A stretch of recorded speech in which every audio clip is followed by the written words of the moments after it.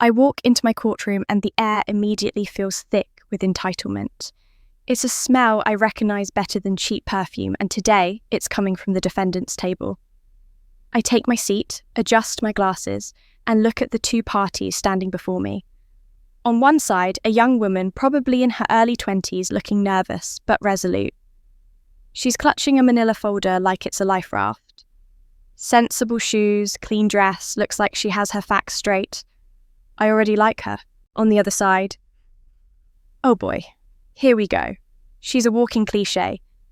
Hair so blonde and stiff it could be used as a helmet. Lips injected to the point of parody, and a designer handbag placed on the table like a declaration of war. She's wearing sunglasses. Indoors. I let the silence hang for a moment before I speak. Take the sunglasses off. This is a courtroom, not a poolside cabana in the Hamptons. She removes them with an exaggerated sigh, revealing eyes coated in enough makeup to paint a small vehicle. Her husband, a man 20 years her senior, with a face that screams, "I've made a lot of money and a lot of bad decisions," stands beside her looking deeply uncomfortable. He's the wallet, she's the problem. I pick up the file. This is Case 734 Plaintiff Sarah Jenkins versus Defendant Chardonnay Sterling. Is that you, ma'am? I look directly at the defendant. It is, she says, her voice a vocal fry that could sand wood. And your name is Chardonnay. Did your parents own a vineyard, or did they just have a sense of humour? She blinks. The attempt at humour, dry as it is, flies right over her perfectly coiffed head. It's a family name. Right. And I am the Queen of England. I turn to the plaintiff. Miss Jenkins, you're suing for $500 for damages to your 2012 Honda Civic. Tell me what happened. Simple words. I don't have all day. Miss Jenkins takes a deep breath. Yes, Your Honour. I was parked at the Northgate Mall. I had just put my baby in her car seat when Mrs. Sterling's SUV, a huge Escalade, tried to pull into the spot next to me. She was going way too fast, turned too sharply, and the entire side of her truck scraped against my front bumper, ripping it halfway off. A simple, clear statement. I like it. I turn back to the defendant. Mrs. Sterling, you heard the accusation. What's your version of events? And I suggest you don't waste my time with fairy tales. She scoffs. A real audible scoff. It's absurd. I was barely moving. Barely. Her little car was parked over the line. If anyone is at fault, it's her. She created a hazardous situation. A hazardous situation. I repeat, my voice flat. Your 2-ton military-grade vehicle versus her 10-year-old sedan. And she's the hazard. My eyes flick to the photos Miss Jenkins has provided. The damage is exactly as described. The white paint from the Escalade is smeared all over her bumper, like a scar. I'm looking at a photograph here, Mrs. Sterling. It shows your car, which is roughly the size of a studio apartment, parked at an angle that would defy the laws of geometry. You were over the line on the line, and possibly in another dimension. Did you get your driver's license out of a cereal box? Her husband puts a restraining hand on her arm. She shakes it off. I am an excellent driver. I was distracted for a moment because my Shih Tzu poodle Fifi was barking. It wasn't my fault. I lean forward, resting my chin on my hand. Let me see if I understand this. You, a licensed adult, are blaming a fender-bender on a dog. A Shih Tzu poodle, no less. What's next was a ghost driving. Did a sunbeam get in your eyes? It's the truth, she insists. No, honey, the truth is something you wouldn't recognize if it bit you on your surgically enhanced backside. You were careless. You were in a hurry. You hit her car. Period. End of story. I look at the estimate from the auto body shop. It's for $487,050. Miss Jenkins is suing you for $500. It's a reasonable amount. Any reason I shouldn't grant it. Mrs. Sterling looks at her husband, who gives a slight, almost imperceptible nod, clearly wanting this to be over. But she's not the type to go quietly. She turns back to me, a smug little smile playing on her lips. Honestly, it's just $500. It's what I spend on lunch. It's hardly worth my time to be here. The disrespect hangs in the air. Bird, my bailiff, shifts his weight. He knows what's coming. I feel a familiar cold calm settle over me. This is the moment they always regret. The moment they mistake my courtroom for a stage for their personal drama. You're right, I say softly. It's not a lot of money, but this courtroom isn't about the money. It's about responsibility. It's about telling the truth. It's about respecting other people's property and other people's time.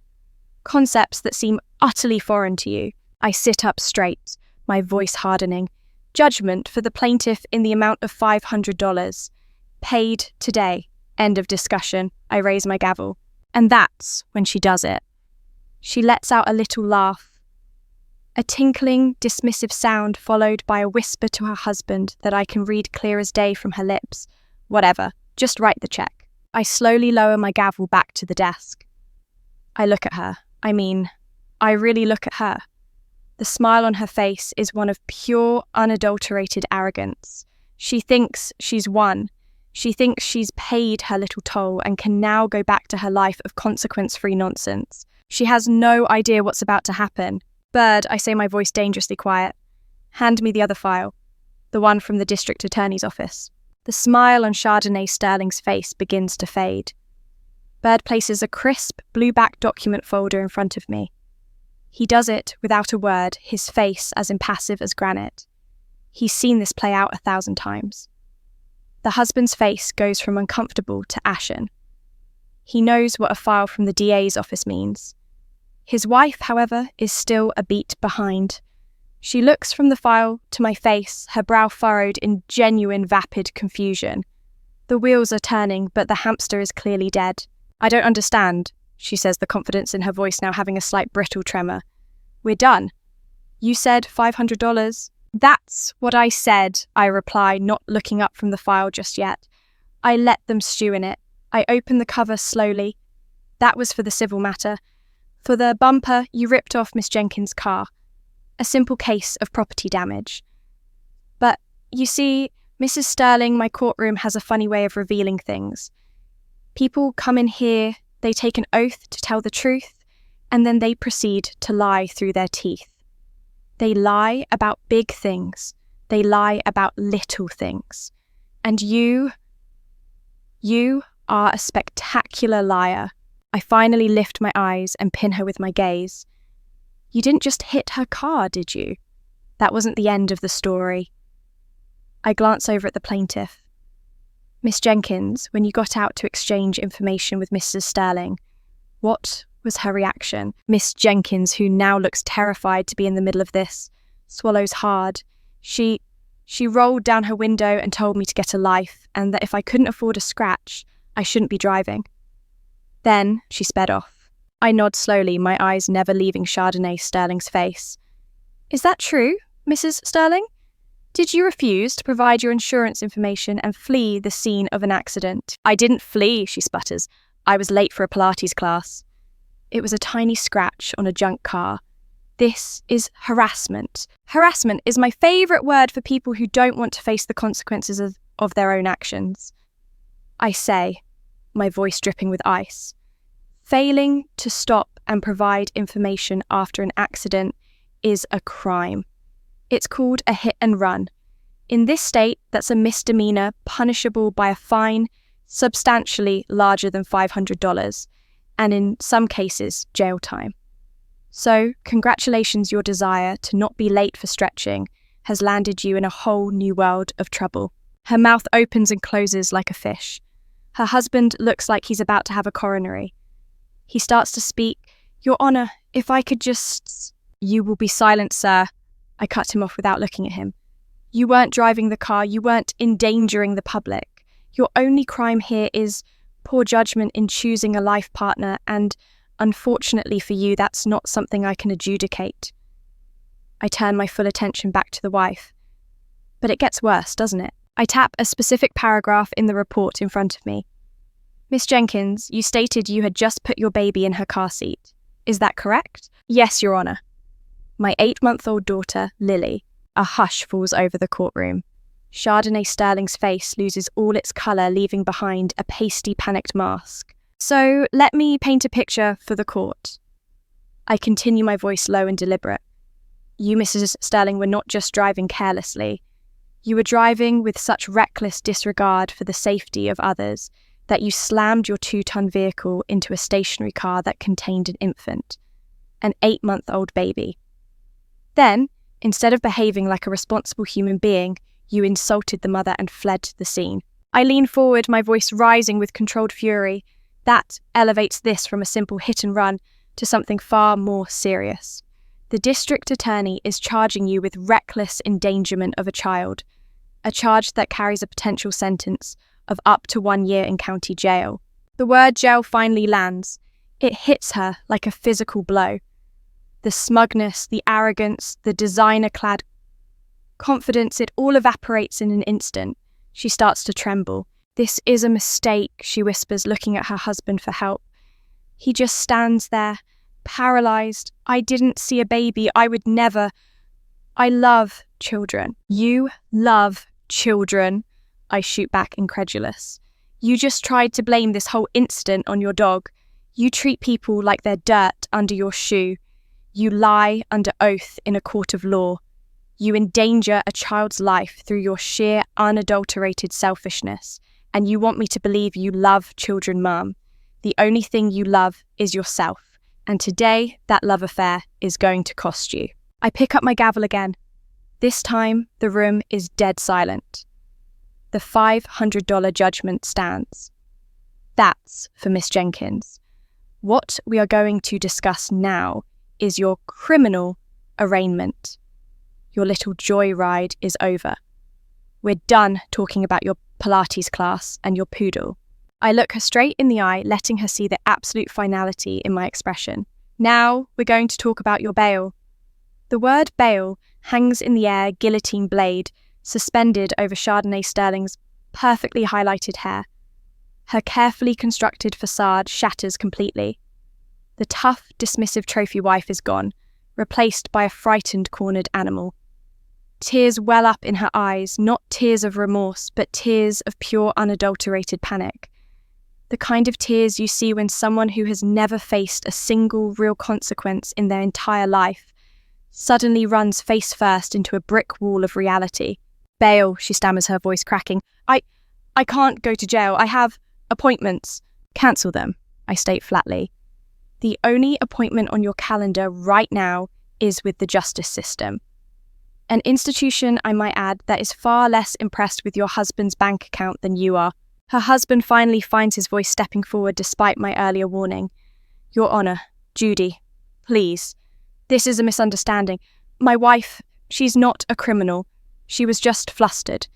We will pay for everything. The car, the court costs, anything. Just name the price. I turn my head slowly to look at him.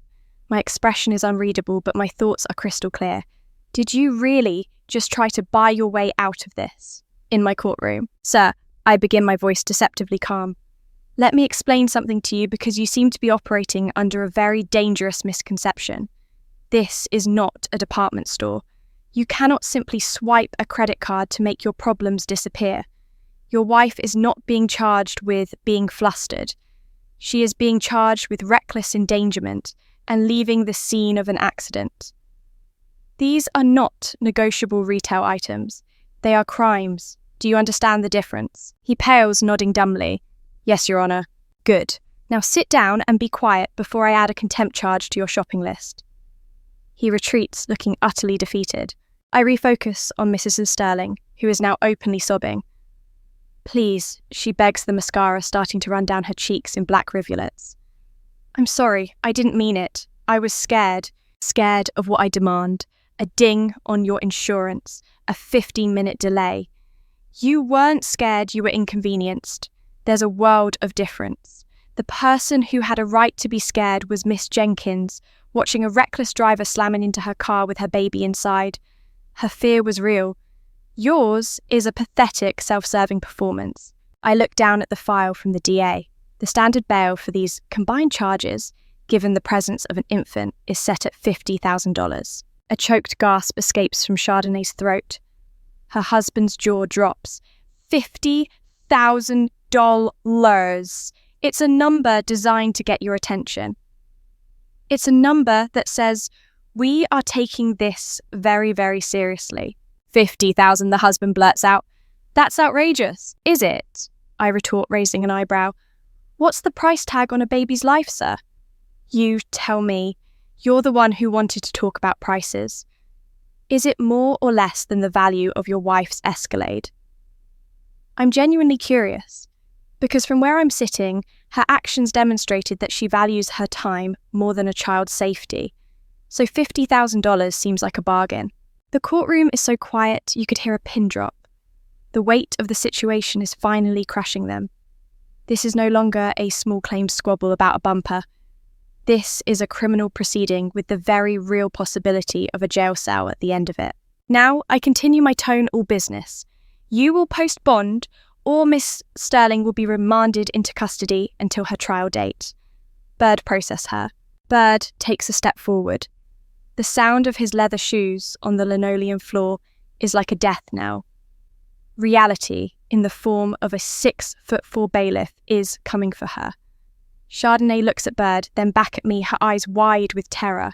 No, wait, she cries out. Please, I'll do anything. The time for doing anything was at the scene of the accident, ma'am, I say coolly. The proper thing to do would have been to get out of your car, see if the mother and child were okay, apologise profusely and exchange insurance information like a civilised adult. Instead, you chose arrogance and cowardice. Choices have consequences. Welcome to yours? Her husband is already on his phone frantically calling a bail bondsman. The condescending laughter, the casual dismissal of a $500 fine, it all feels like a lifetime ago. Chardonnay Sterling is no longer a powerful, untouchable woman. She's just a defendant stripped of her privilege, facing a cold, hard system she never believed would apply to her. As Bird gently but firmly leads her to the side to be processed, her eyes meet mine one last time. They're filled with a mixture of hatred, fear, and a dawning, horrified understanding. The little person, the woman with the beat-up Honda, didn't just win $500 today. She won something far more valuable: justice. I look over at Miss Jenkins, who has been standing silently through this entire ordeal, her eyes wide. I give her a small, definitive nod. You're all set, Miss Jenkins. You can pick up the check for your damages on your way out. I'm sorry you had to go through this. She manages a small, grateful smile. Thank you, Your Honour. Thank you. I watch her leave a young mother who just wanted her car fixed and ended up being a catalyst for a lesson in humility that Chardonnay Sterling would never forget. My work here is done. I bang the gavel, the sound sharp and final. Next case. I take a sip of water and look at the empty space where the Sterlings stood. It's a familiar story. People wrapped in a cocoon of wealth and privilege, so insulated from the real world that they genuinely believe the rules of basic human decency don't apply to them. They cruise through life in their oversized cars, leaving a trail of chaos for others to clean up, and are utterly shocked when someone finally holds up a mirror. Today, that mirror was my courtroom, and the reflection wasn't pretty. I feel no satisfaction in her downfall, only a weary resignation. She won't learn a thing. She'll blame me, she'll blame Miss Jenkins, she'll blame the poodle. The one person she'll never blame is the vapid, entitled woman who stares back at her from that mirror every morning. Next case. Bird's voice booms, pulling me from my thoughts. The doors open, and in walk two young women, probably mid-20s. They look like they were best friends 5 minutes ago, and mortal enemies now. One is crying before she even gets to the plaintiff's podium. The other has her arms crossed, radiating an aura of self-righteous indignation. This is going to be a headache. I can feel it in my bones. All right, settle down, I say to the crying one. Save the waterworks. You're not going to sway me with tears, only with facts. State your name. Tiffany Geller, she says through a sniffle. And you? I look to the defendant. Jessica Riley. Her voice is tight controlled. She thinks she's the reasonable one. They always do. Okay, Miss Geller, the crier. You're suing Miss Riley, the stoic, for $1,000. The complaint here says, I pause, putting on my reading glasses to make sure I'm not hallucinating. It says theft of intellectual property and emotional distress concerning a cat. A cat. Are you kidding me? I look up from the paper over the rim of my glasses. Please, for the love of all that is holy, tell me there is more to this than a cat. Tiffany the crier takes a shaky breath. She stole him, Your Honour. She stole Captain Fluffington. And not just him, but his entire online identity. I stare at her, blankly, and I'm waiting for the punchline. There isn't one. His online identity. I repeat the words slowly, as if they're a foreign language I'm trying to decipher. Is Captain Fluffington a secret agent? Does he have a bank account in the Cayman Islands? What on earth are you talking about? He's an influencer, Tiffany wails. A pet influencer. He had 20,000 followers on Instagram. I built that brand from nothing.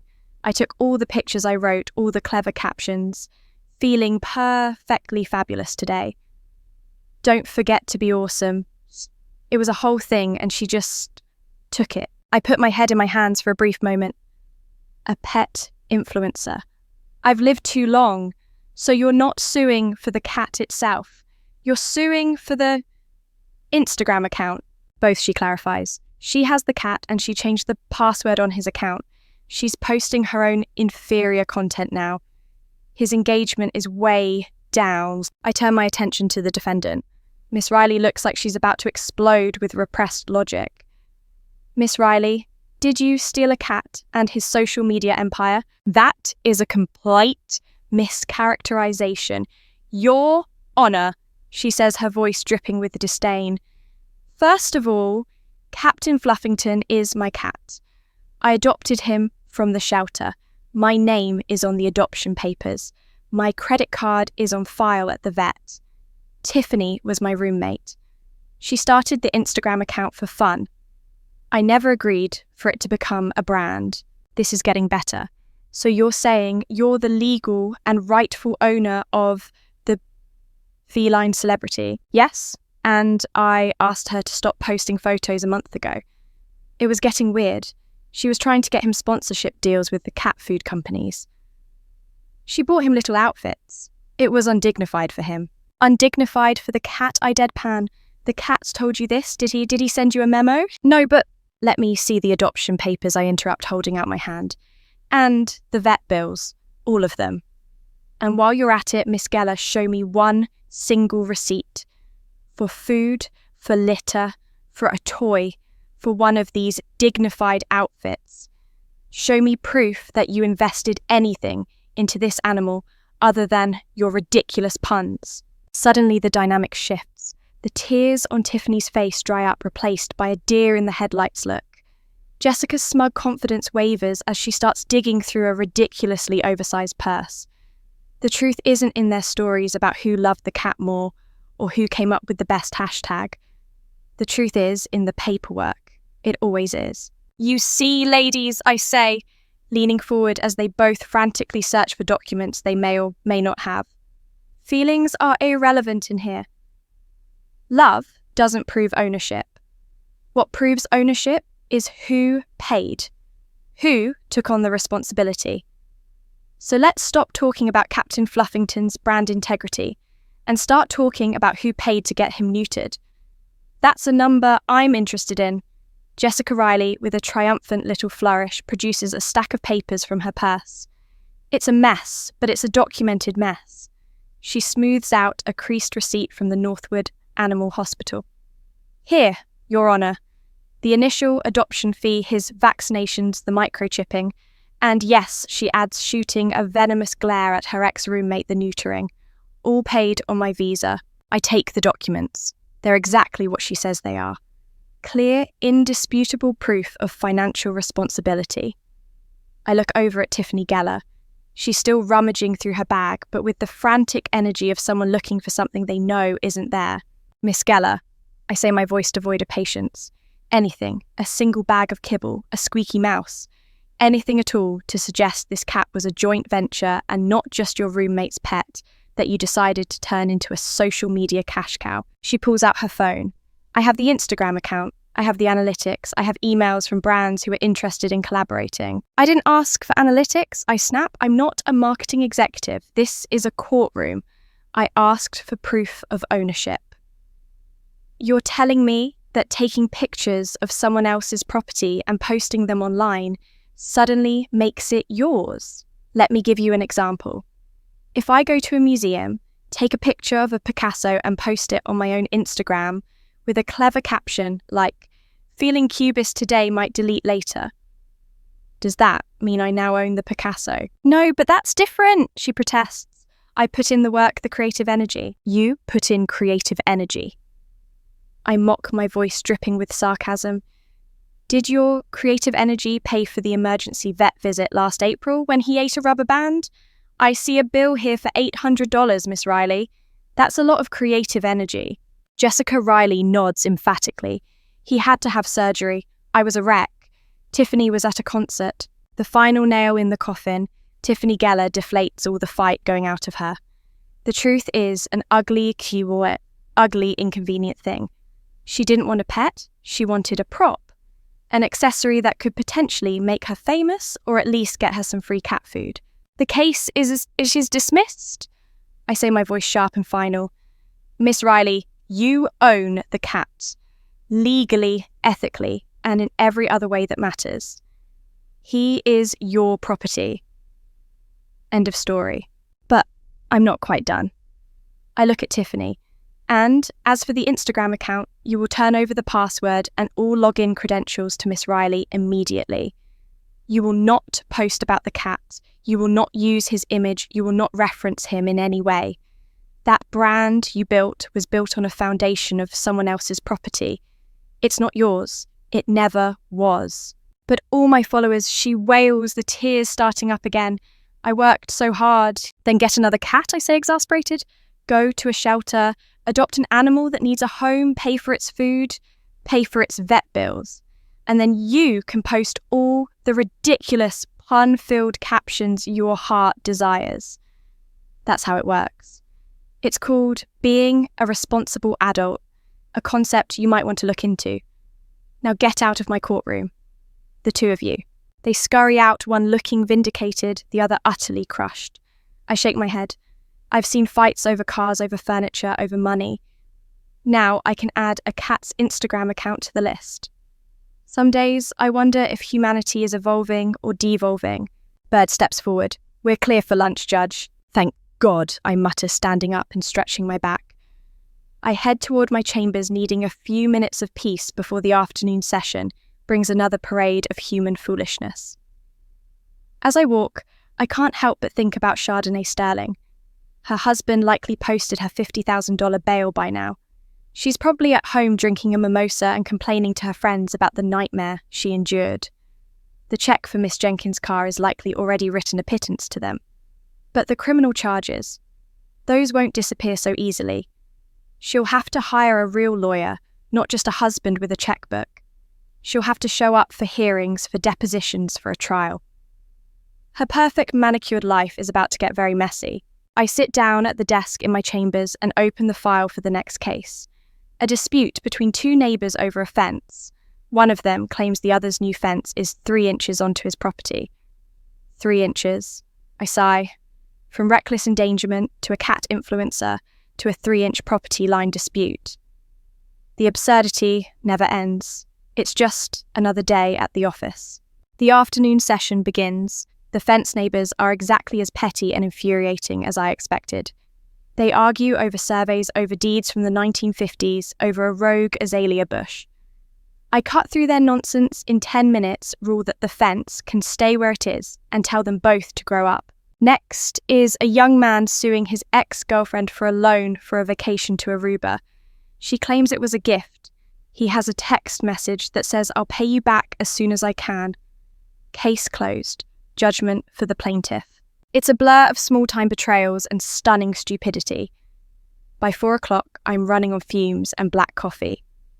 Bird announces the final case of the day. Case 102, plaintiff Michael Corbin versus defendant Chardonnay Sterling. I stop. I look at Bird to make sure I heard him correctly. His face is impassive. I look at the courtroom doors. And there, she is, back again. This time, she's not the defendant, she's the plaintiff. And she looks furious. I look at the file in front of me, then back at Chardonnay Sterling. She marches to the plaintiff's podium like a gladiator, entering an arena, her husband trailing behind her, like a weary servant carrying her shield. He looks 10 years older than he did this morning. Her face is a mask of righteous fury. The mascara has been repaired, the hair resprayed. She's back in fighting form. The defendant, a man in his 50s wearing a mechanic's uniform with the name Mike stitched on the pocket, looks utterly bewildered.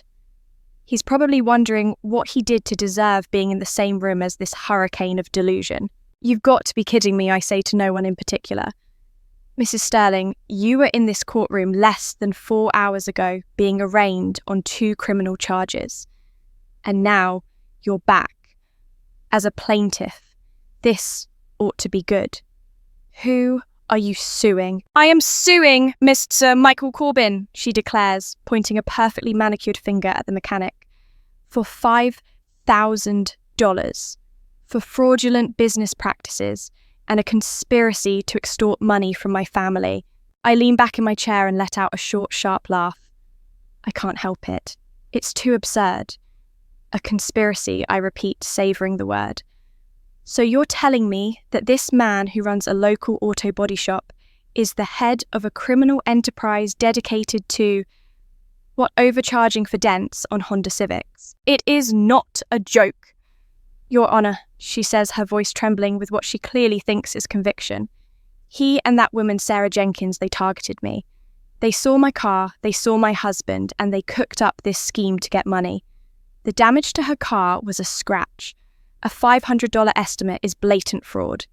He thought we were fools who would just pay without asking questions. I turn my gaze to the defendant. Mr. Corbin, you're a co-conspirator in a vast criminal empire, apparently. What do you have to say for yourself? The man who I now know as Michael Corbin steps up to the microphone. He looks nervous, but his voice is steady. Your Honour, I've owned Corbin Auto Body for 30 years. I've never been sued, never even had a complaint with the Better Business Bureau. Miss Jenkins brought her car in. I looked at the damage, a torn, bumper-broken, clips-deep paint transfer. I wrote up an estimate for a new bumper cover, the labour to install it, and the cost to paint match it to a 10-year-old car. It was $487.50. It was a fair, honest estimate. That's all I did. Simple, to the point, believable. So, you've never seen Miss Jenkins before in your life, I ask. Never. She picked me out of the phone book, he says. And you, Miss Sterling, I say, turning back to her. What proof do you have of this grand conspiracy? Do you have emails between them, recorded phone calls, pictures of them meeting in a dark alley to plan their dastardly $500 heist? The proof is the estimate itself, she insists. It's common sense, I know what car repairs cost. A little buffing compound and a touch-up pen, that's all it needed. $100 max. Oh, you know what car repairs cost? I lean forward, intrigued. Tell me, Mrs. Sterling, are you a certified auto body technician? Do you have an ASE certification I should know about? Or does your vast knowledge come from watching someone change a tyre once? Her husband steps in. Your Honour, what my wife is trying to say is that we got a second opinion. Oh, you did, I say, my interest piqued. Excellent. I love second opinions. Facts, evidence, this is what my courtroom runs on. Please provide me with this second estimate from another garage that says the damage could be repaired for $100. The husband and wife exchange a quick, panicked look. That's the look I live for. The look of liars who have just been asked to produce the lie. Well, I press, letting the silence stretch. You went to the trouble of getting a second opinion. You must have the paperwork. Where is it? Chardonnay, Sterling fumbles in her handbag. I don't have it with me. The man he just told me verbally. He told you verbally, I repeat, my voice flat. How convenient. What was the name of this garage? What was the name of this mechanic who can magically fix a torn bumper with a tube of paint? She hesitates. It was A1 Auto on Maple Street. Bird, I say without taking my eyes off her. Get A1 Auto on Maple Street on the phone. Ask for the service manager. Her face goes white. She knows the jig is up. She just lied under oath again in my courtroom. She's a slow learner. You know, Mr. Corbin, I say, turning back to the mechanic while Bird makes the call. Mrs. Sterling here is creating a very compelling narrative. A story of greed and deception. It's all very dramatic. The only problem is she's cast you as the villain when it seems to me you're just a guy trying to do his job. Did you have any other interaction with the defendant other than her coming here to sue you today? Mr. Corbin shifts his weight. He looks uncomfortable. Yes, Your Honour. She came by my shop yesterday afternoon. Oh, I say, and what did she want? She wanted me to change the estimate I gave to Miss Jenkins. She said it was too high and it was making her look bad. And what did you say? I told her the estimate was the estimate. It's based on parts and labour. I can't change it. And how did she react to that? Mr. Corbin takes a deep breath. She offered me $1,000 cash to write up a new one that said the damage was only $50. She said no one would ever know. The air goes out of the room, attempting to bribe a witness. That's a new one even for her. Is that so? I say, my voice dangerously soft. She tried to bribe you. Yes, ma'am. I look at Chardonnay Sterling. Her expression is one of pure animalistic panic.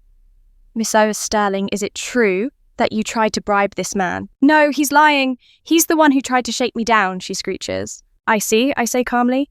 So now he's a liar and an extortionist on top of being a conspirator. You're painting quite a picture. Mr. Corbin, it seems we have a classic he said, she said situation here. It's your word against hers. It's a shame you don't have any proof of this little conversation, isn't it? A slow smile spreads across Michael Corbin's face. Actually, Your Honour, he says, reaching into his pocket. I do. My shop has security cameras everywhere, audio and video, and I have the whole thing right here on a flash drive. He holds up a small black flash drive. It's an object no bigger than my thumb, but in that moment, it's the most powerful thing in the courtroom. It's the truth digitized. Chardonnay Sterling looks at the flash drive like it's a venomous snake poised to strike. Her husband's face, which had been cycling through shades of pale, finally settles on a ghastly grey. He looks like he's aged 20 years in the last 5 hours. You're bluffing, Chardonnay says, but her voice is a weak, reedy thing. All the bluster is gone, replaced by the hollow sound of desperation. Am I, Miss Corbin replies, his confidence growing. The camera is right over my front counter, catches everything clear as day. The audio is pretty good too. You can hear the part where you call me a greedy little peasant right before you offer me the cash. I lean forward, a cold, hard smile on my face. Bird, cancel that call to A1 Auto. Their testimony will no longer be necessary. We're going to take a short recess. Mr. Corbin, you will accompany my bailiff to the screening room. We're going to watch your home movie. I stand up and walk toward my chambers without a backward glance. The sound of Chardonnay Sterling trying to protest is cut short by Bird's firm. This way, sir. The sound of my chamber door closing behind me is punctuated by what sounds distinctly like a sob. 10 minutes later, I'm back on the bench. My face is granite. I have seen the video. It was exactly as Mr. Corbin described, only worse. The sheer contempt in her voice as she tried to bully, then bribe this honest working man was nauseating. She wasn't just a liar. She was a predator accustomed to using her husband's money as a well-oiled weapon to bend the world to her will. Mrs. Sterling. I begin, my voice low and shaking with controlled rage. I have reviewed the evidence. You didn't just lie under oath, which is a felony called a perjury. You didn't just attempt to bribe a witness, which is another felony. You came into this courtroom, a place of law and order, and you attempted to perpetrate a fraud. You filed a frivolous, malicious lawsuit with the sole intent of harassing a man who refused to be a party to your corruption. I let the words hang in the air, each one a hammer blow. You are a menace. You are a cancer on the civil society this courtroom is sworn to protect. You walk through life with a sense of entitlement so profound that you believe you are above the law, above decency, above truth itself.